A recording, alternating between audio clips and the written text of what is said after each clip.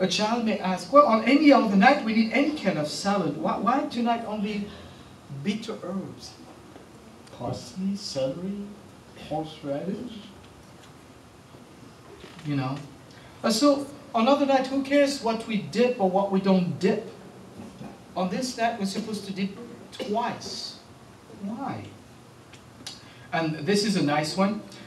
It is a commandment to recline. To recline.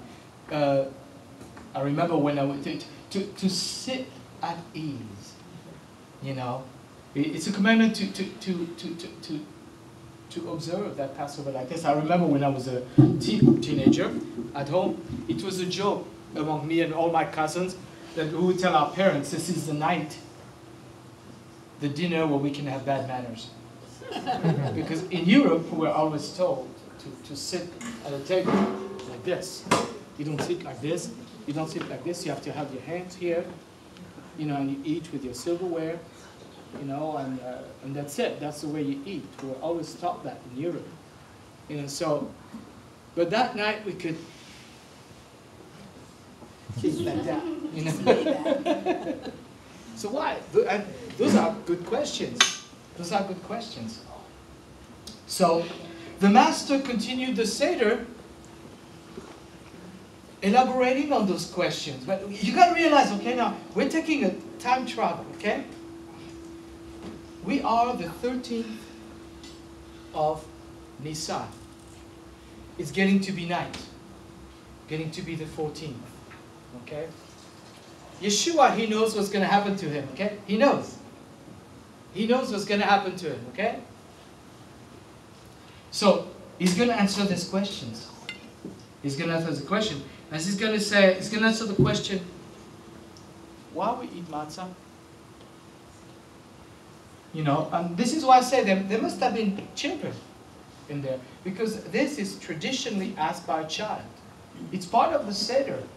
Can't have a Seder without children. Can't have a Seder without women. There's food around. So, you know, I might be wrong, but I don't know. Sounds very logical to me. You know, not that food is a realm of woman cooking. I'm going to get in trouble here. You know, so, the children, it says, they had to leave in a hurry.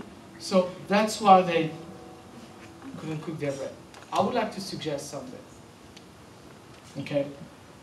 If they knew they were going to leave from the 10th of Nisan, they had 4 days. They had been told. They had been told they were going to leave.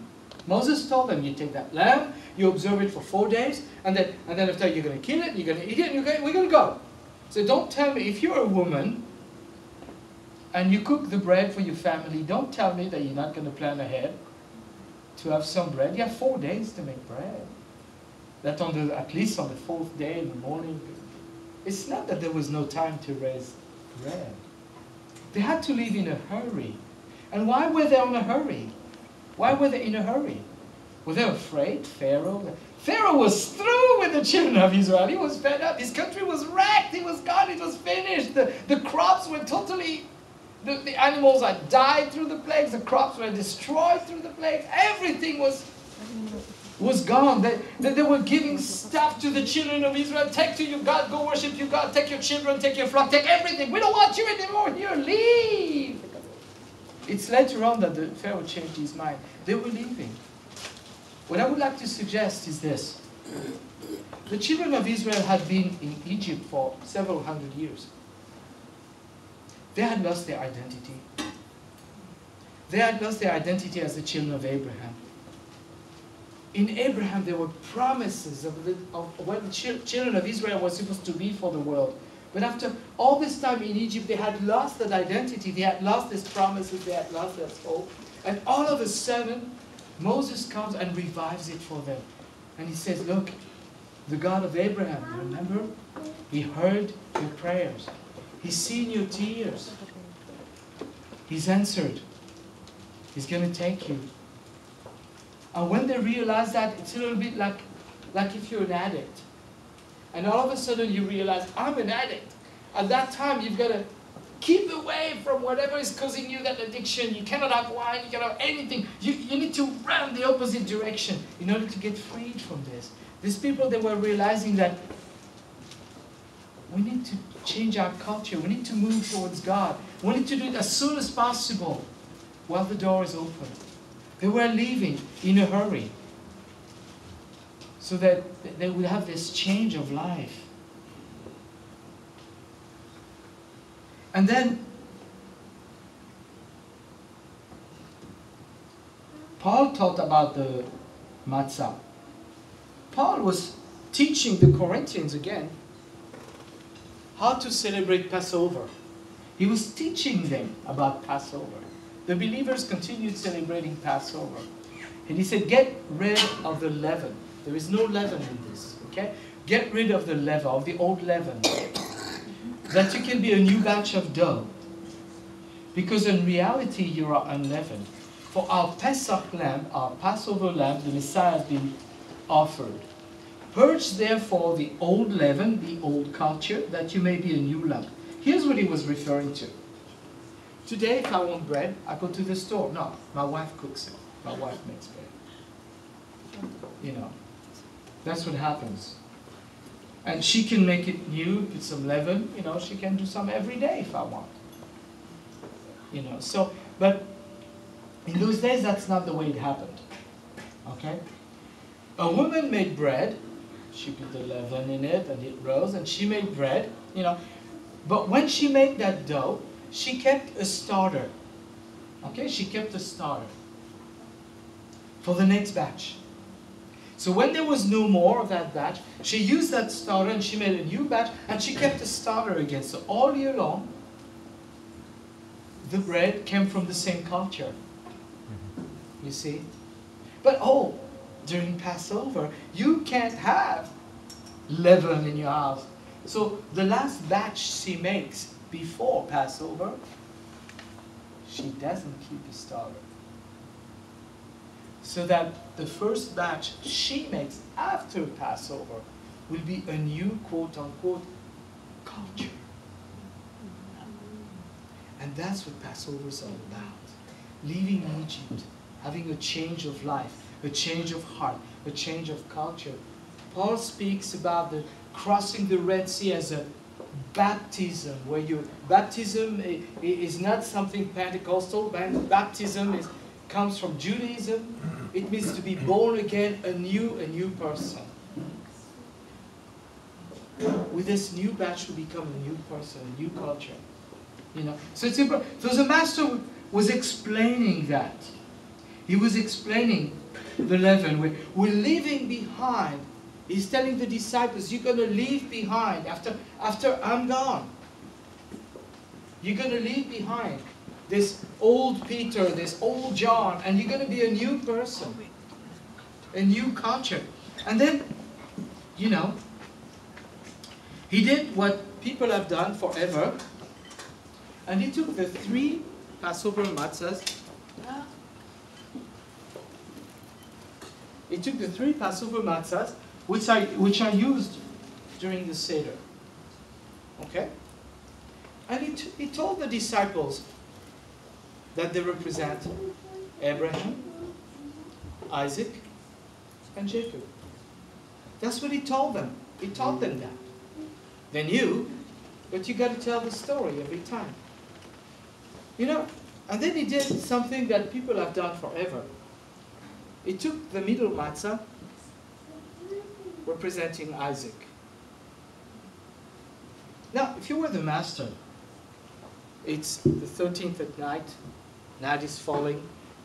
It's becoming the 14th. And you hold this matzah representing Isaac. What do you think? You think about Isaac. 2,000 years before, Isaac climbed Mount Moriah, carrying wood on which he was supposed to be sacrificed. Okay? The master probably thought, in a few hours from now, I'm going to be walking up that same mountain. I'm going to be walking up that same mountain carrying my own wood on which I'm going to be offered just like Isaac. That's what he was thinking. And you know, you could look at this matzah, okay? See it striped, okay? Striped from the oven. Thinking in a few hours,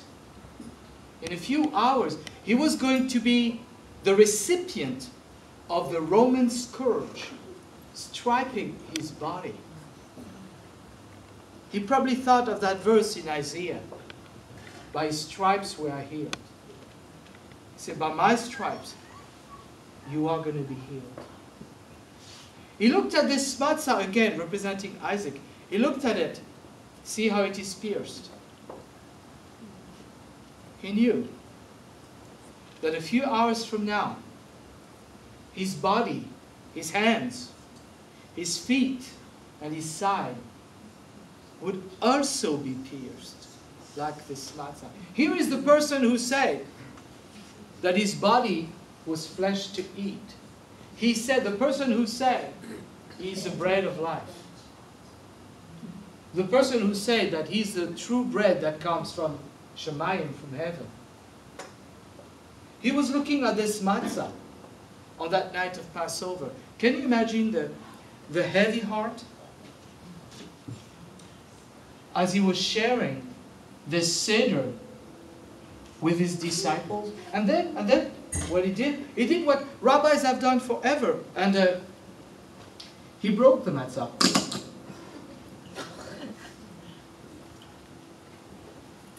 Thinking how his body will also be broken. Can you imagine?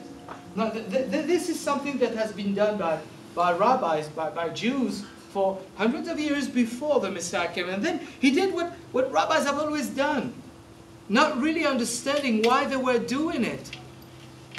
He put that larger piece of matzah, okay, he put it into a white linen cloth. The master at that time, at that moment, could have been thinking of his body broken, striped with the Roman scourge, pierced with the Roman spears and nails, being put into a white linen burial cloth. And then hidden away somewhere. Can you imagine being Yeshua and going through this, doing this, and sharing this Seder with your disciples, knowing that in a few hours, he knew. And on top of it, not only he knew, but he could have said, no, I'm not doing this. He had the freedom to do so. This is our Jewish master. Okay? And it's really important. It's really important we remember that. He took a Jewish tradition. Today, if you ask a religious Jew in Jerusalem, why do you do this on the night of the Seder? He'll say, I don't know. Honestly, he'll say, I don't know. And I know, for example, a man who is the son of a great rabbi in Israel. At the time of Passover, he goes to Jerusalem, to a place where no believer in Yeshua dares to go. Because it's some people are very radical and fundamentalists, Jewish fundamentalists. But because he's the son of that great rabbi, they let him go there. And he goes there and he talks to people and he says, do you know why we do the Afikomen? It's called the Afikomen. That's what's written here in Hebrew. And Afikomen is not a Hebrew word, but it means the one who comes. The one who comes. Okay? And this son of a rabbi, he goes and asks people, do you know why we do that? I say, I don't know. It's prophetic. It's prophetic. So, I'm going to ask now for all the children to go and go with Christina, because I need to hide this. Come on, come with me. Okay. If you want to And look for it afterwards. After the meal, Children of God or you children? will have to find it, Children. and there'll be a prize if you find All it. right, come over here. Come with me. We're going to have to, oh, you know what we're going to do? We're going to go upstairs here. And we can go to the top of the stairs.